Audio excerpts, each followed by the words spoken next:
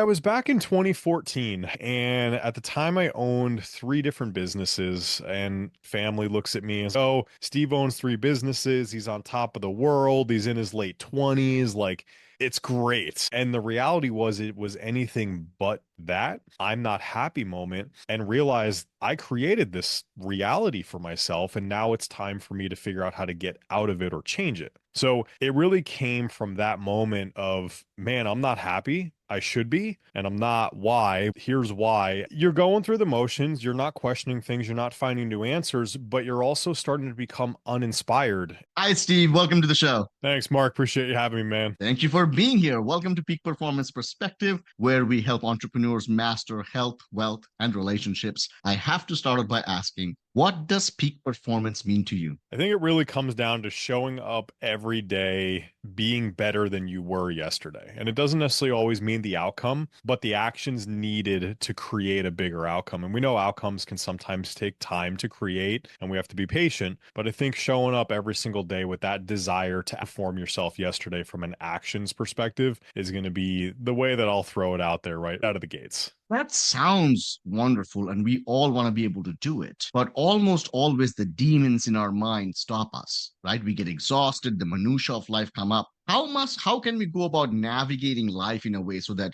we give ourselves the opportunity to do what you just said? I think we show up exhausted, or we show up maybe not motivated because we probably just didn't really do a great job of planning. It's hard to stay up. Today's the day after a big day in America. It's hard to stay up till midnight and wake up at 6 a.m. and want to go crush yesterday. And it comes down to just understanding that's a part of the idea that, hey, I am showing up better. And sometimes having to rest and slow down and do the thing that's right for your body and your mind because it's what's right, not because it's what is easier, is still showing up. So if you're tired, take the day. But at the same point, if you have a massive goal, like you mentioned, you're 6 weeks out from a show and you got to show up and put the work in. You can't skip a day unless you're deathly ill. And even then, you're probably going to still try to drag yourself to the gym to an extent. There are circumstances in that time frame plays a big role. Be tired when you got to be tired. But if you're tired every day, I'd probably ask you the question, why, and what can we do to fix that? You are a Two Comma Club awarded person from ClickFunnels. You have developed a trademark freedom framework. Can you tell us the story behind the freedom framework and how it came about? Yeah, it was back in 2014, and at the time I owned three different businesses, and I just didn't love life. Like, it was outside looking in, you knew me, family looks at me and says, "Oh, Steve owns three businesses. He's on top of the world. He's in his late 20s. Like, it's great." And the reality was, it was anything but that. And in the moment, I didn't fully call it know it. It's been more of a hindsight is 2020 thing. But my mentor at the time, he asked me the question, why are things not great? And I told him all the reasons. And the short version is I just pointed everywhere except what really needed to be pointed at, which was myself. And it was just this hard look of the reason things aren't great or where I want them to be is because of me. I have to take massive accountability, ultimate accountability in this I'm not happy moment, and realize I created this reality for myself. And now it's time for me to figure out how to get out of it or change it. And it was really trying to figure out that changing piece that started to help me to put together my process of this is the thing that entrepreneurs need to be doing in order to make sure they stay in control of what they want. And we're all working towards but sometimes we wake up every day or every month, year, and we don't actually really quantify or know what that something is. And you just get into this routine. You wake up, you do your thing, you go to work, you make your money, you go home, you eat dinner, family, go to bed, and just repeat that for years. And you go on vacation because you're supposed to, not because you love it or whatever it is. And it's because we don't truly understand or realize what our freedom is. Like, why are we doing the work we're doing? Why are we showing up every day? Why did we create this business other than it solves a problem and it's a passion of ours and it generates money? But go work for somebody and generate money and leave the headache behind at 5 o'clock. So it really came from that moment of, man, I'm not happy. I should be, and I'm not. Why? Here's why. And now there's a 7-step process that entrepreneurs should be following in order to make sure they don't get stuck in that mundane, repetitive, just here's what we do because it's what we do in the life we built for no other reason. perspective. So that's the overarching how it was all born and this big transformation I had to go through. Having gone through your own journey, having worked with other entrepreneurs, you think this is the main obstacle that they have? That they're just going through motions, not questioning things, and therefore, because they're not questioning things, they're never finding new answers? Yeah, you're going through the motions, you're not questioning things, you're not finding new answers, but you're also starting to become uninspired. And when you're uninspired, you don't take the action you need to take. And when you're not taking the actions you need to take, you're not actually changing the circumstances that you're in. An action, so it's obviously the word that we all know and understand, but it's actually an acronym the way I like to use it, and it stands for any change towards improving one's norm. Your norm is your norm. Norm doesn't mean good, bad, mediocre, really great, or something like that. It's whatever's normal for you, but you have to take action or create some changes to continue to grow out of that. Now, listen, you might be like, hey, Steve, I'm good. I don't want to change anything. I want to ride this literal wave that I'm on right now until the day that I retire and I don't work anymore to make money and whatever. And that's fine. I don't think that's bad, but you're going to still have to make changes to adapt to the world around you to make sure that what you've built is going to maintain and keep going in the line that it's going in. So we still need to find ways to adapt and overcome with the world that we live in. So if I'm listening to this podcast and I'm thinking, Steve's right, I am stuck in the same process, but I don't know what to do. I don't know how to get out of this. What advice would you have for somebody who wants to just get started with this? The first step every single time when I have a conversation with somebody is putting down and defining what your freedom is, right? And entrepreneurs are weird. Like we're like, oh, I'm never retiring. I'm always going to make money and whatever. And it's this whole conversation, but remove that emotion for a moment. Let's say that at some point in time, you don't want to have to work and you truly get to work. But let's say all of your generated income completely stops. Can you continue the life? Can you keep living the life that you currently live? The house, the cars, the vacation, the savings, the investments, the whatever it is you do, your hobbies, your things. And if you can't, then you're not truly free yet. So what has to happen to unlock your freedom? And what does that really look like for you? And that's hard. Some people are like, I don't really know, or I love my house that I'm in. Do you want a second house? Do you want to have real estate? What is that? What does it look like? Dig deep and don't let those money demons sneak up. This is a fun dreaming exercise. Dreaming is free. Like for a moment, what is it? What is the nonprofit thing you want to go donate to or start? What you want to go save all the pit bulls in America and everything? What does that look like? And figure that out. And now how much does it cost to get there? So in order to buy a house, very tangible, the house you love is $1.5 million. That costs $1.5 million. Cool. We know that a little bit easier. In order to go save all the pit bulls in America, that's probably a little more unknown. But do your best guess. Don't get caught up in perfect math and figure out your number. And at the end of the day, you're going to come down to this, oh, I need 7.87 million to unlock my freedom. And I can get there by having 4.5 million in investments that are spitting out these types of dividends, et cetera, and all the stuff. Like there's more than one way to get there, but you figure those pieces out. And now you understand, hey, here's what I'm working towards. But here's the crazy thing. Let's say you're at, hey, I have $1 million in net worth and I need to get to that 4.5. So we have a delta of $3.5 million. All right, fantastic. We know how much more we need to make to get to that like first checkbox that we've set for ourselves. What are you currently making? I'm currently making $200,000 a year. All right, but you said you want to get there in 10 years, and $200,000 minus your expenses times 10 years certainly isn't 3.5 million to get there. So we have to change something to get there. And maybe you're like, all right, I don't want to get there by the time I'm 55 and 70 is fine. But I can tell you, I want to be like, I abuse my body. I run Spartan races. I go backpacking. I go skydiving. I go snowboarding. Like I abuse my body. I don't want to know what life's going to be like at 70 years old. I'd rather be 50 getting to explore the world, going on safaris and climbing volcanoes than trying to do that at 70. Those are the things that are important to me. And it's what's the motivator? Are you going to make the change? And if you're not, at least you're educated in making that decision. But if you're just going along with the motion, just doing it, you're going to wake up at 55 and surprise you still got 15 more years to work. And that kind of sucks. So big step number one is like, what are you doing it all for? What's your freedom? Figure it out. What's that number? And when do you want to get there? And really build that story and that vision. Then you can worry about what comes next. Most people don't have that locked down. Essentially, what you're talking about is quantifying, having a numerical thought out number that translates into freedom, as opposed to just having an absurd think that I want to be free. Now, whether it's well thought out and planned meticulously, like how you described, or it's just a number somebody's got out of air, most people, when we talk about freedom, they're like, well, I just want to be able to have enough money so I can retire. Okay, what is that money? And they come to that number either through the meticulous process you talked about, or just picking a number from the air. If I had $50 million, it'd be good, right? Now what? So how do we now actually take that number and carve out a life so that potentially get us there in the time frame that we want to? Yeah, so that's where, especially for entrepreneurs, but anybody really in general, can leverage the idea of the freedom framework. There's some positioning and perspective differences we might deploy. Freedom framework, 7 steps, and it's ultimately, what do we need to work on? What's the thing? What is my biggest opportunity, biggest problem I have to face down now, right now, right? That's the filter step, step one. Next is going to be that second step is relate. Well, cool. I know what I need to work on. Who's going to do it? Is it me? Is it somebody on my team? Is it my family?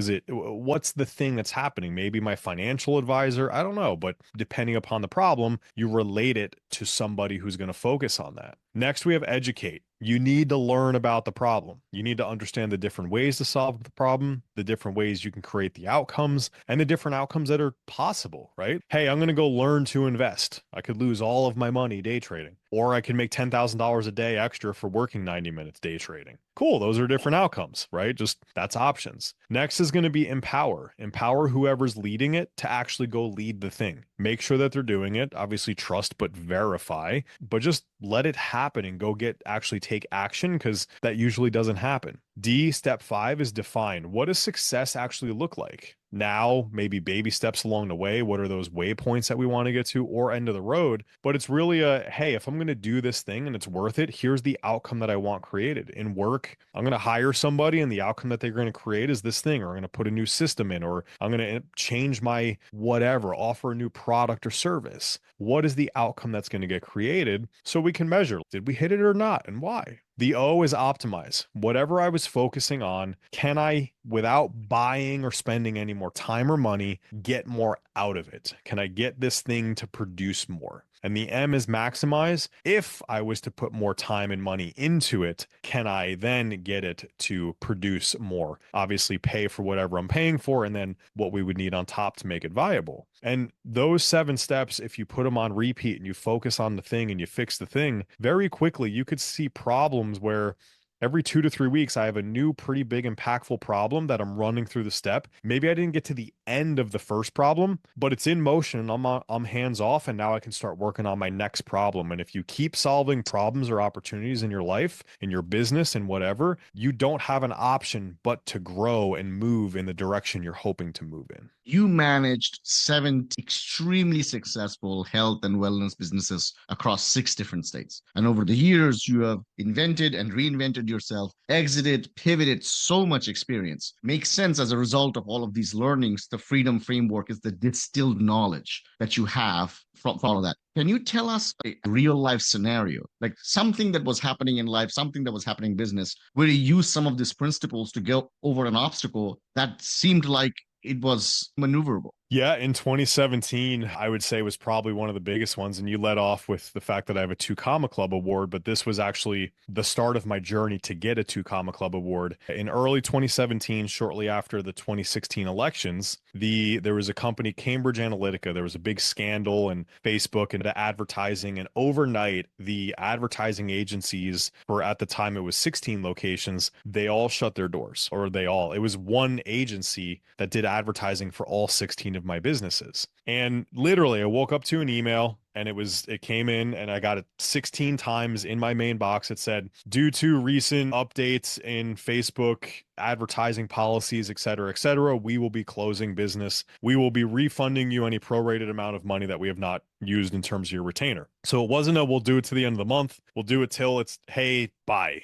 And all of a sudden, that sinking feeling of without advertising and no leads, there's no new sales. What am I going to do? And I had around 60 employees at the time, again, 16 different locations that were across 5 different states. And it was just this massive, oh no, this isn't going to go well. And I certainly wasn't laughing about it then, but thankfully now I know the punchline to it, right? But I had to go learn advertising. I had to figure it out on my own and try to understand something that forever I had avoided. I was an ops guy. I could sell the thing. I was a trainer and I could coach my team and I could help them be better. But the marketing thing and all that was just not my jam because I didn't want to have to go talk to new people. I didn't want to have to network. I didn't want to have to figure the button pushing out. The reality is I had 60 days to figure it out or I was going to have to start letting team members go. And that was not in the cards for me. So I started to learn as much as I could possibly learn. And within a first week of just what do I do, I came across ClickFunnels and Russell Brunson and also Alex and Layla Hermosi and Gym Launch. And it was just this perfect, all right,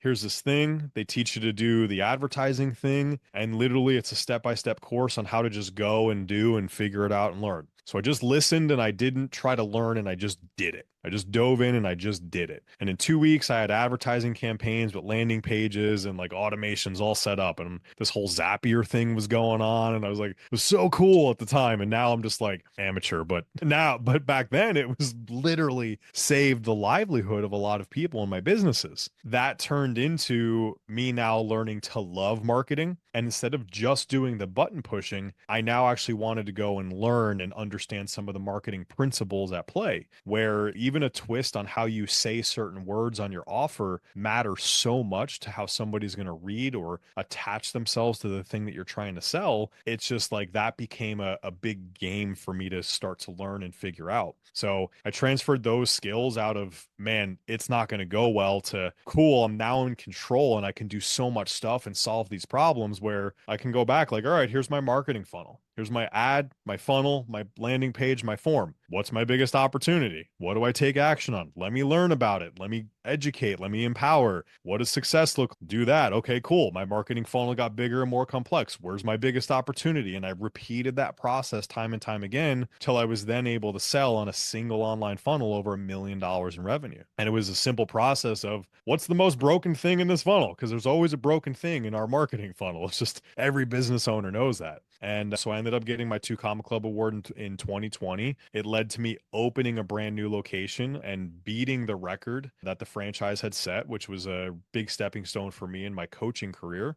And it's just now one of the loves of my life is marketing for the past 8+ years now of because I had to, I never wanted to. Now here we are. I wouldn't be chatting with you if it wasn't for that. So many of us who are listening to this have one of two problems. They either have a sales problem, they can't close, or they have a marketing problem where there are no leads to close. If somebody is listening to this and they hear, oh, Stephen took some courses from Alex Mosey and Russell Brunson, what are some courses you would recommend they can go start today to start getting some immediate results if they put the work in? I don't even know if I would suggest a course today, only because we have access to things like AI now. And I will say boldly, if you're having a marketing and or sales problem, 90% of the reason is because you're not able to communicate with your prospective customer. And when I say not communicate, they're probably seeing your ad, reading your newsletter, seeing your Facebook post, whatever the thing might be that you do, but you're not talking in terms of their language, right? So I'm big in health and wellness space. There's a lot of where my clients come from. My businesses obviously historically have always been there. And standing out there and saying, I'm a coach that helps you lose weight versus I'm a coach that helps you meal prep so that way you don't go hungry and binge eat at night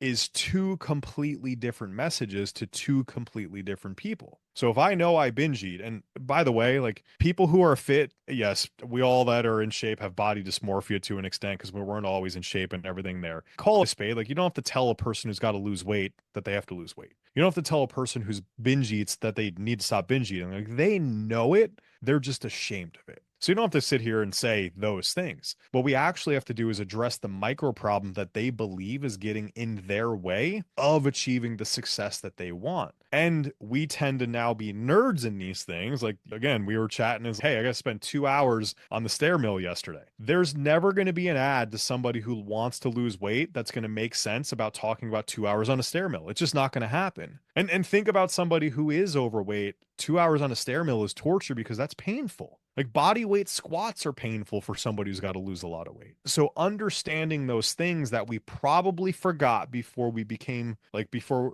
when we were that person versus who we are now, those communication styles are missing when you're putting it out there. And what I mean by that is not only from a marketing perspective of weight loss versus binge eating, like I said, but let's say you get a chance to have that conversation where you might sell them the thing. If you're not consistent in that messaging and they said, I'm going to come to Mark because he can help me solve my binge eating problem because he has this really awesome framework on how to meal prep on Sundays and it only takes 35 minutes and not all day. And if you don't talk about that thing that they came to you to have a conversation about because that's the thing that solves their problem in their mind, they're not going to buy. So aligning that messaging is big. And with AI, it's literally free if you have the internet, and any of you listening have the internet. Go on ChatGPT and, hey, can you help me build out my ideal client persona by asking me 20 questions around their demographics, their psychographics, their pain points, goals, dreams, and aspirations, etc. Tell it all the information that it asks you, and then go down this road of what are some key words that I can start to use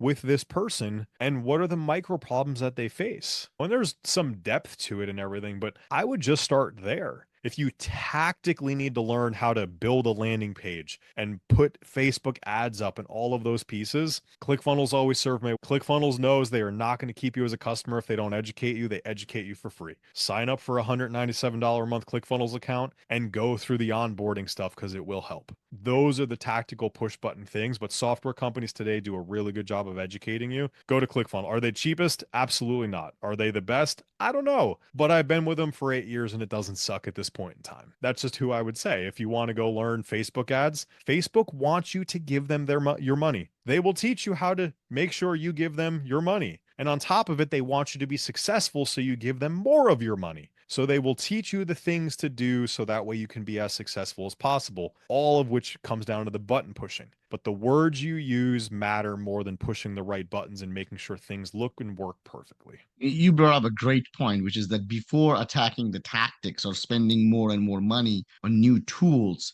taking a step back and truly understanding if my message is connecting with my audience first, because without that, it's just ad revenue spent flushed down the toilet. Having worked with so many entrepreneurs, what do you think are some of the other biggest misconceptions or mistakes they are making when they are looking to grow their business? Oh, the classic entrepreneurial lead syndrome, ELS, I call it. And entrepreneurs, and I've had clients spending six figures, 100K to 250K per month in ad spend. And on the first of every month, they wake up and go, I need to get more leads. And I'm like, what happened to the $250,000 of leads you got last month? Or the $250,000 of leads you got 6 months ago? Like, for quick math here, that's $3 million a year you're spending on leads, and only the easiest ones that came in ready to buy are the ones we care about. That just, I don't know. That seems a little bad. Let's really cultivate and create relationships, especially in today's day and age, with those prospective buyers, because at some point in time, they are going to be looking for a solution to their problem. We just need to make sure that we stay there. So sending newsletters like daily, as much as that feels like overkill because we all get too many emails, is actually a good thing and proven to increase sales in a business. So you don't need more new leads. You need to continue to cultivate the leads you already have. But on the other side of that, we also get so stuck in leads and sales because it is the thing that fuels the business. And at the end of the day, revenue and sales solves all business problems. Like, I'm not going to say anything against that. But if you can't keep your clients, and more importantly, keep your clients to buy at least the second thing and refer one person, which means when I acquired that person the first time, I actually got 3 clients worth of revenue out of them, their first purchase, their second purchase, and their referral. That that is how we actually start to multiply and scale our business without having to spend more and put more effort into the lead and sales side of our business. So the R3 framework that I teach my clients is we have to generate results, R1. We have to create retention, R2, that ascension opportunity, whatever it is. And then we have to create the referral, R3. And that's going to be the way that we start to reduce the strain on that lead marketing sales generation side of our business.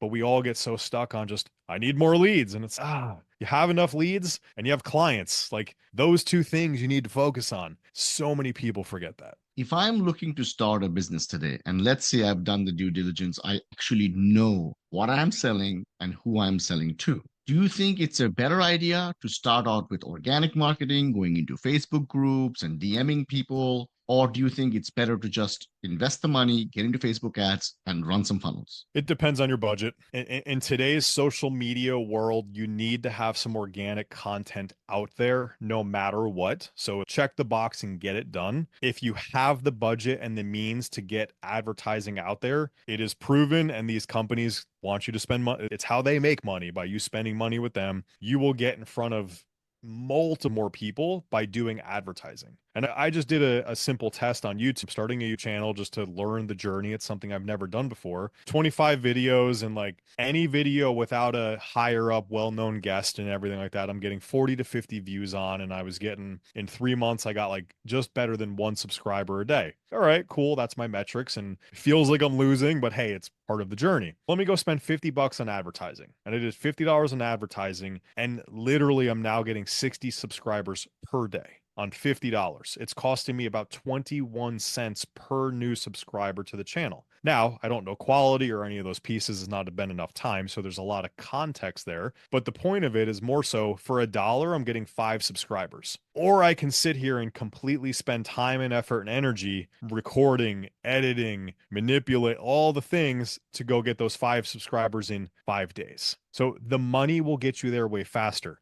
But if you don't have the money, you're not going to be able to spend the money. Just to end this strain of the conversation, what ads are you running on YouTube to be able to get these subscribers so that entrepreneurs can try it out? So a couple of my clients actually use a company called Sprizzy, Sprizzy. As on the back end, they use their company AI, your video, to basically create some ads. You pick your placement, any channels you'd like to be, I forget the technical name of it, but when the ads jump in, like in the middle of their video pops up, so you can pick what channels you want to be on. You can let them pick it based upon similar content ideas. So they take a lot of the work off of your plate, and it just makes life easy. And again, with their fee included, 21 cents a new subscriber, I'm completely supportive of that. Resilience. It's just like salt to any dish that you're making, right? It's salt in entrepreneurial life. How do you advise other entrepreneurs to stay resilient and remain driven when they're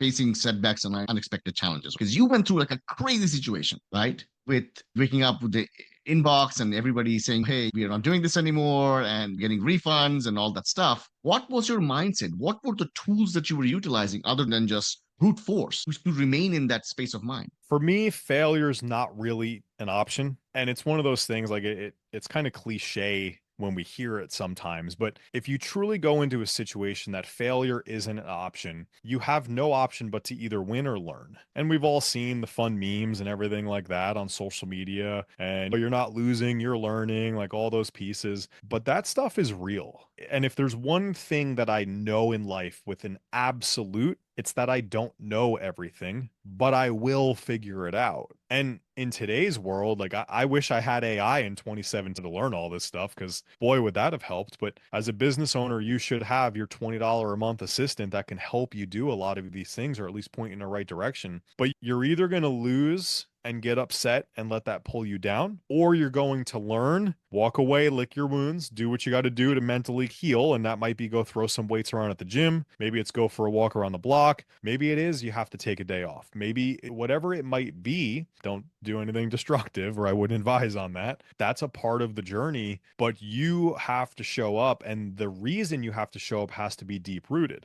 So if you show up every day because you're supposed to show up, it's really easy not to show up that day because there's no reason. But if you show up on the other side of something because part of your freedom was to make sure that your kids had a certain amount of inheritance at the end of the day, or they could get the business, or they were going to get some lessons learned, or you wanted them to learn what resilience was like because they're going to get kicked in the face once in a while as well, then those reasons are reason enough for you to say 5:30, I'm up, I'm out, I'm going to the gym because I want my kid to have the thing, see the thing, learn the thing. I got to hit that number. I want to be 55 and climbing Mount Fuji, whatever it is. Those deep rooted things that you're working for are the motivators you need, and the kind of that the remembrance piece where you need to know, why are you doing what you're doing? Entrepreneurship is very luring. The idea of making your own schedule. You read books like The 4 Hour Work Week, that you're sitting by the beach sipping some margaritas. Everybody wants to be an entrepreneur. That's not what entrepreneurship really is like. So, what are a few things that you think people should consider before embarking upon this journey? If you have never been successful at something that required self motivation before, I would seriously look in the mirror and question, is this for you? Because you are going to have to wake up and show up and be consistent every day. And you are going to have to go through seasons of grind and being tired. And you're going to get seasons of beach and sipping margaritas and all those pieces as well. Although my season's only 5 days long because then I get bored. But you're gonna have to really dig in and figure that stuff out. Like one of my journeys this year is teaching myself to day trade. And it has been one of the most humbling experiences of my life because it's really easy to get really emotional when there's $250,000 moving really quickly in seconds of time. And you learn a lot about yourself. Entrepreneurship is similar. Now, day trading, I can be done and hit the X on the top corner of my screen and walk away. If you own a business, if you have employees, if you have to pay rent, you have brick and mortar, you have your software expense, you have all these things, you must figure out a way to make sure that stuff is all taken care of before you get to check out for the day. So if you have not been successful and it requires that self-discipline, self-motivation, I would seriously consider, is it the right thing? Now, it might be the right thing because that is literally the key to go unlock the freedom that you so greatly care about. And then, hey, go for it. It's going to hurt, but it's going to be great. And most things that hurt a lot are really great on the other side of it. But if you're not sure the reason, and it's just I just want more freedom and I just want to work 4 hours a week, there's other ways to go find a way to go work 4 hours a week and not do the work. And most people that try to work 4 hours when starting a business aren't making any kind of real money unless they have it's such a big business, so many investments, and you're just the brainchild that has to show up and talk to people 1 hour a day, which isn't the reality or the norm within what we live in today. When you reflect upon your own life and your personality, and you think about the entrepreneurs you've worked with, do you think entrepreneurs are born because they have a specific mindset they're born with, or is that something that is developed? You can't say both, so you're gonna pick one or the other.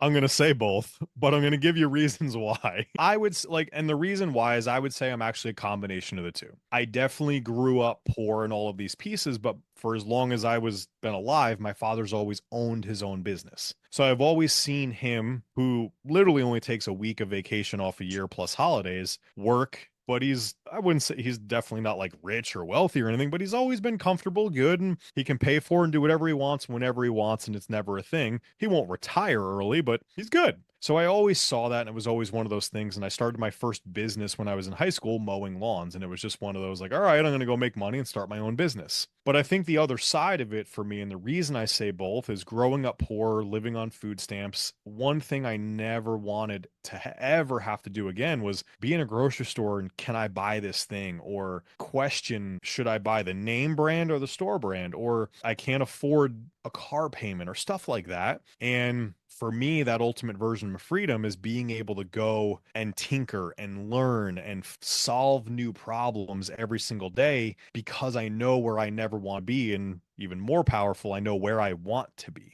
And to get there and love my day to day, I have to go solve some problems that if I work 9 to 5 just doing my thing, it probably wouldn't serve a company. So I think for me, it is really a combination of both, and they've both probably served different purposes. I would say that there are some people that get experiences on both sides, born, bred, so to speak, to go there. And then I would say that the greater of people is probably coming down one lane or the other. But if you're going to force me into a corner, say it's a little more experiential in nature and it's going to be something in life where they learned a little bit younger. They wanted to go down that road, but there's a bunch of people like my daughter, she sells things on a Macari app on the phone and everything like that. She wasn't born to go do that. She sees dad going out working, earning money and everything, and she's a 14-year-old kid that for the life of me, I can't get her to run out of money. And she goes and spends whatever money she wants. Like she bought her own 6-foot Christmas tree for Christmas this year so she could decorate her room and everything like that. And I'm like, with her own money, what other 14-year-olds are doing that? And that's something she learned, right? So my answer is both, but I think that different people will come from different ways as to how they got there. Yeah, what you just said about growing up a certain way and having that hunger, literal and figurative hunger, to not ever be in a situation in your life where you have to worry about how much is this transaction going to go through. That has a profound value. And it beautifully ties into what you said earlier about leads. When people are talking about leads, they're basically complaining about resources, lack of resources. And even as an entrepreneur, as a person, we always complain, if I had this, if I had that. I am yet to meet a celebrity businessman or an actor or anything whose child grew up with all the resources in the world but made it to be as big as their parent. And I firmly believe it's because most of those stories for those celebrities, they came out of poverty, they came out of hunger, they came out of a drive that just cannot be manufactured by just throwing resources on someone. I really enjoy that. What's next for you? What are you working on? Tell us how the audience members get in touch with you if they want to learn from you. Yeah, so best way to reach me is going to be social media. Just search my name on pretty much any platform, Stephen with a PH, Kopshaw with a K, and shoot me a DM. I'm the one in my inbox is just hanging out, having fun and whatnot. In terms of what's next, I am starting what will be the last business that I build from the ground up in my lifetime. I'm saying that now. Maybe I'll go back and have to be like, all right, I'll eat my words. But my goal is over the next 4 to 5 years to grow this kind of coaching education business, hopefully get acquired at the end of that. But in 5 years, my daughter will be going into college and my wife and I will be moving out to Colorado and finding a nice mountain house and watching trees and everything there. And it's now like phase 2 of life where hopefully by then I've been done getting kicked in the face by day trading and I have a skill that I can continue to make income from there. But go start a nonprofit, just enjoy life and explore the world. By then I'll have pretty much explored all of America and I will no longer have the excuse that why fly international and fly over something I haven't seen yet, because I'll have seen most of things and it's time to go and just, oh, there's so much here that nobody ever gets to see. And I want to go see all the things because someday I won't be here to see it. It's so wonderful to be able to talk to people who have the rags to riches story. Those who weren't born with a silver spoon and just had to figure it out, and through grit and determination and education and unrelentless pursuit of excellence have gotten to where they are. And your story is one of them. For everybody listening to it, for everybody thinking, doubting themselves, wondering if they can overcome an obstacle, I think your story about where you came from, what you have built, how you have pivoted, how you continue to push yourself to learn, even though you don't need to, is extremely inspiring, Stephen. Any last words for our audience members? Always be growing. I think you just said, and I appreciate those kind words a lot, Mark. They do mean a lot, but it's for me,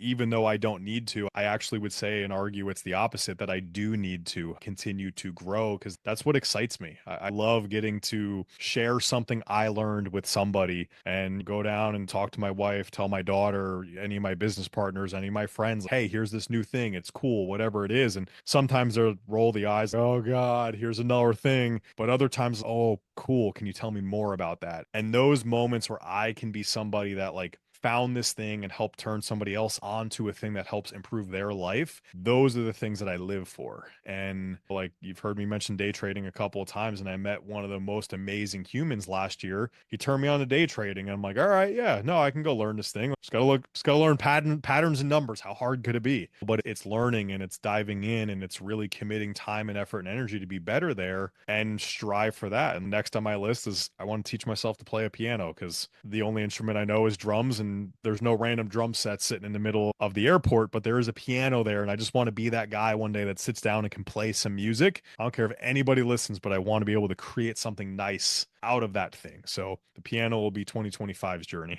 Love the passion, Stephen. It was always wonderful talking to you. I hope to talk to you soon again. We absolutely will. Thanks again, Mark. Thank you.